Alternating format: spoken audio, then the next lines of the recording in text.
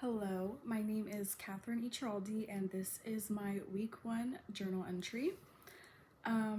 As far as my reading, writing, speaking, and listening skills went during my upbringing, specifically elementary years, I was pretty advanced in all 4 of those areas, and I can now attribute that to the fact that my mother really worked with me in all 4 of those areas. She would read to me every single day and every single night.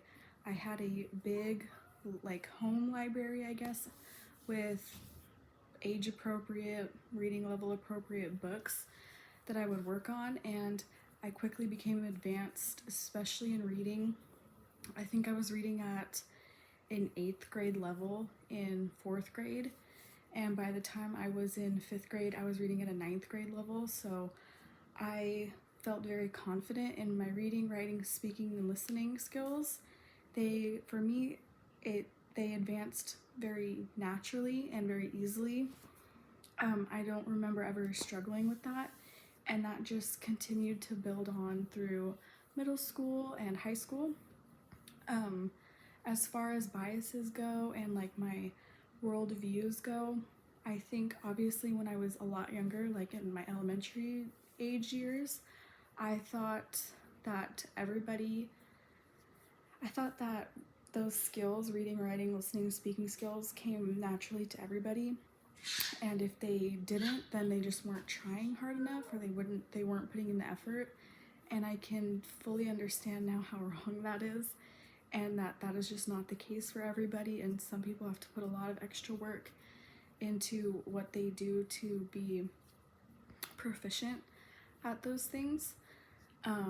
So my literacy skills as a child impacted my feelings about myself because I wasn't necessarily cocky about them, but I felt good about myself because I was getting awards at every award ceremony in elementary school. I was winning writing competitions. I had straight A's. My teachers adored me. It was just a huge self-confidence booster. And I felt like I was really good at something and I had a place in this world, and it was in school. And I just knew that that was a safe space for me where I could thrive. And that continued on until I think college. And that humbled me a bit, and I definitely had to buckle down and work a lot harder for the grades that I got. And I continued to win writing competitions actually in college at Fresno State.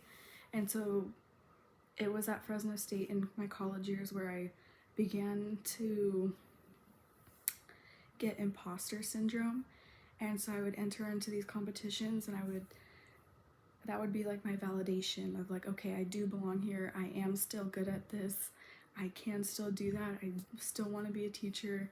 I'm not a complete imposter.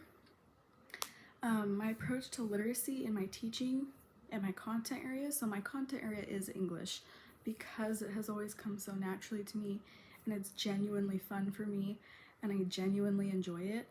My approach to literacy and my 2 examples of my approaches would be to just have my students practice writing regularly, not just throw an essay at them at the end of a unit and say, okay, now you need to do this 5-paragraph essay and you need to do it well in MLA format.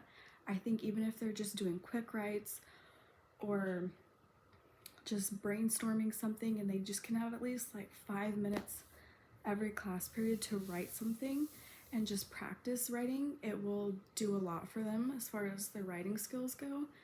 And then maybe if we can have them discuss what they wrote and collaborate with others about the writing that they did, that will in turn boost their speaking and listening skills.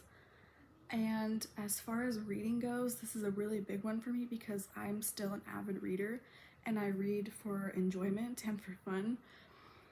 And so I'm all about helping students find that one book for them that just sets them off on a path and a journey and a love of reading. So I will definitely be implementing independent silent reading time every single class period. I think that's really important, and I will implement reading logs, but it'll be a little bit based off of just like having good faith in them that they're actually reading and actually gaining an understanding of the material. And if they get, you know, halfway through a book and they're like, this book just isn't for me, I don't want to get through it, I'm not going to force them to, and I'll allow them to switch books, because there are definitely books that I read and I have to just stop, because I'm like, this is not my style, this is not what I want to, this is not bringing me joy, it's actually like putting me in a reading slump, and a reading slump is not something you want to be in at all. So I want to encourage my students to read things that they like, that they can relate to, and I think I have a lot of fun ideas as far as finding books that really suit their personalities, such as like a blind date with a book, where I would like wrap the covers of books and just kind of write maybe like the blurb or the trope or the key themes in it, and allow students to pick books that way instead of focusing too much on the cover art. So I think it will be really beneficial for my students in my future classrooms. All right, thank you. Bye.